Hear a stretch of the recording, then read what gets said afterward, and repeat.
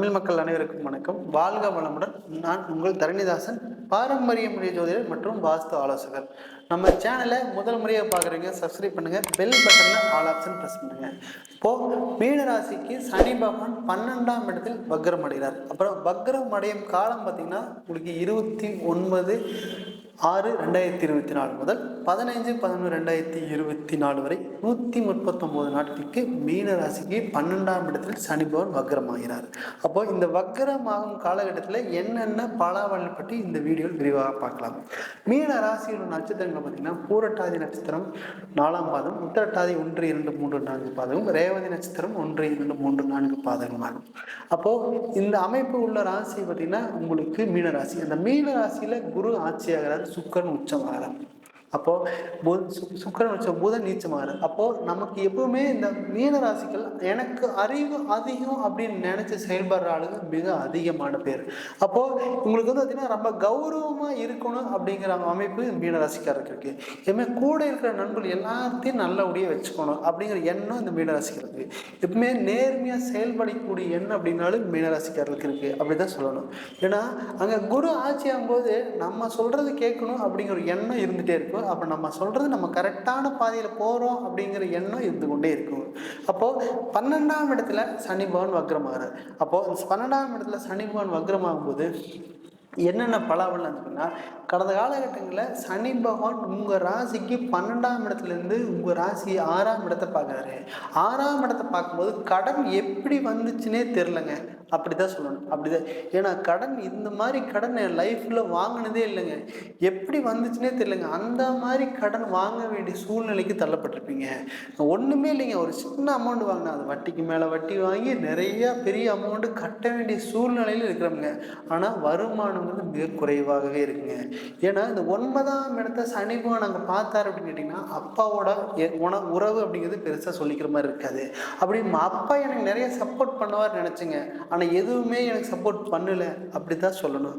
ஏன் அப்படின்னா இந்த சனி பகவான் 12ஆம் இடத்துலேருந்து 10ஆம் வாரியாக உங்கள் ராசிக்கு 9ஆம் இடத்தை பார்க்குறாரு. அப்பா எங்களோட நிறைய கருத்து வேறுபாடுகள், அப்பா மகன் உறவு, அப்பாவோட உறவு இழந்துட்டு நிறைய பேர் தவிப்பீங்க. இது எல்லாமே இந்த காலகட்டத்தில் நடந்துருச்சுங்க. ஆனால் உண்மையில் வந்து பார்த்திங்கன்னா இந்த காலகட்டம் மிக சிறந்த காலகட்டம்.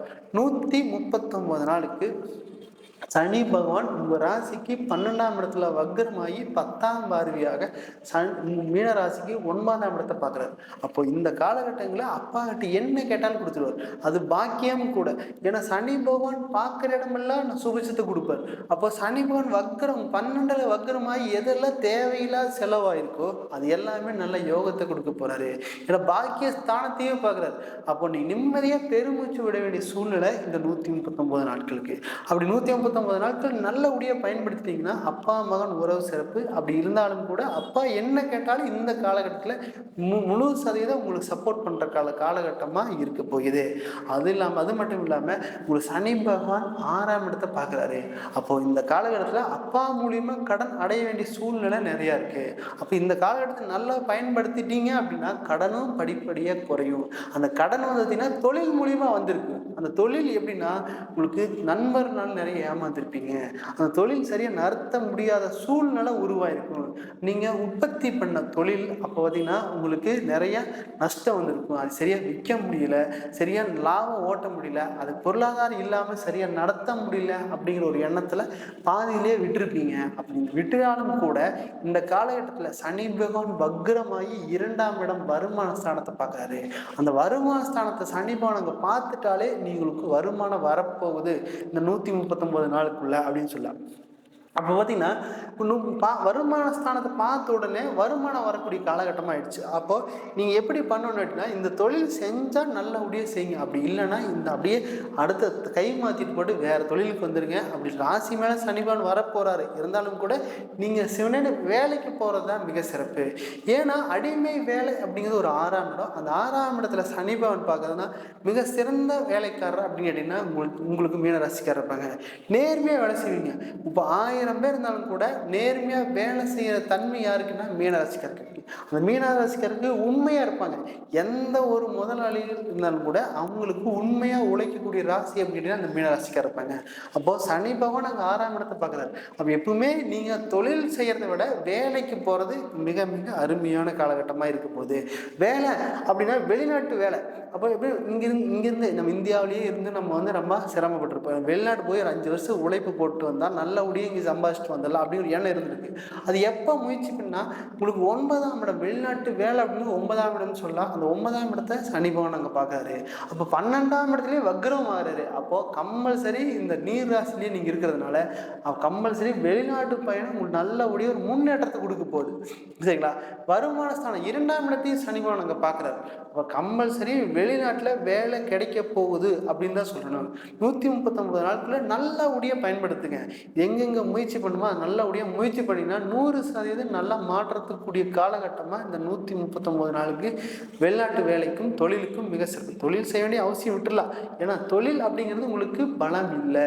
சரிங்களா? அப்போ வந்து பார்த்திங்கன்னா இந்த ராசி மேலே சனி பகவான் வரப்போவார்.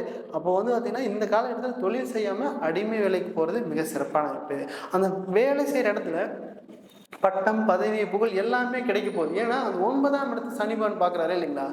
மிக சிறப்பான யோகமாக இருக்க போயிடுது. அப்போது இது வரைக்கும் பார்த்திங்கன்னா வருமானமே இல்லாமல் இருந்தாலும் கூட இந்த 139 நாள் நல்லபடியாக பயன்படுத்தினா வருமானம் வரக்கூடிய காலகட்டமாக இது உருவாக போகுது.